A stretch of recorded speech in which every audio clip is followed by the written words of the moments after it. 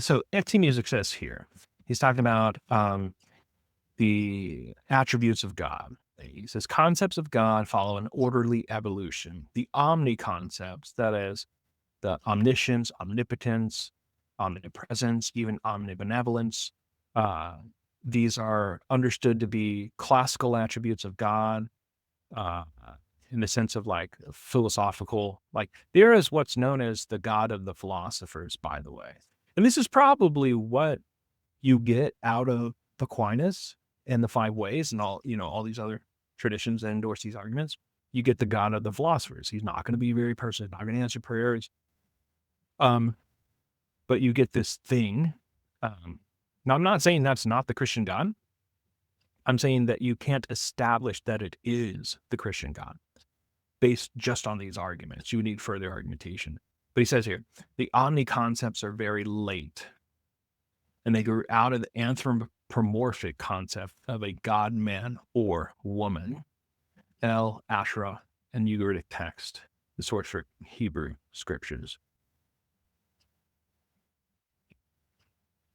He says, read The Early Origins of God by Mark S. Smith and refute his sources. Yeah, I think this is a bunch of nonsense, to be quite frank with you. Look, if you're not a believer in God, you have to find a way to rationalize and justify like how these things develop. And I think this, I don't know anything about Mark S. Smith.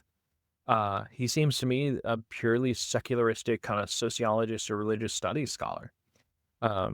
He probably has no dog in the fight. And if he does, it's probably an anti-religious dog. The idea that he's trying to justify and rationalize these things. I'd be very cautious of that, honestly. I mean, just as secular people are very cautious with respect to, those religious people, they're just going to believe whatever, their pastor tells them. They're just going to believe the gospels because they're just going to believe miracles. Like they're idiots. Guys, I think you should be just as skeptical. If you're religious and you have people saying, I can explain away religion to you, be just as skeptical. Put it right back on them. There's no reason why these sociological, religious studies explanation should be given any credibility. I mean, take them for what they're worth, but know what they are. They are attempts to draw connections that are purely speculative. I mean, look, yeah, okay. Maybe there are connection between El and Asherah. This gets into like the idea that, the resurrection are just copy of a pagan myth. Turns out that's a really bad objection to the resurrection. It has nothing to do with pagan myths. And there is a question of like what came before, the cart or the horse. It seems like the earliest pagan myths that mimic the resurrection don't appear until about 150 AD. But again, that's an open question in the scholarship. You can see my video on this, one of my live streams on the resurrection in particular.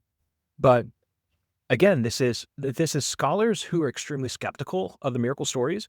And so they go through this and they try to rationalize the way. But notice what they're doing, and I've said this in several comments with respect to this video and all the things I've clipped. These people who are secular are coming into the religious scriptures, and they are not getting that evidence out of the scriptures. They're reading that into the scriptures. Like, if I disbelieve miracle stories, I didn't get that evidence from the scriptures.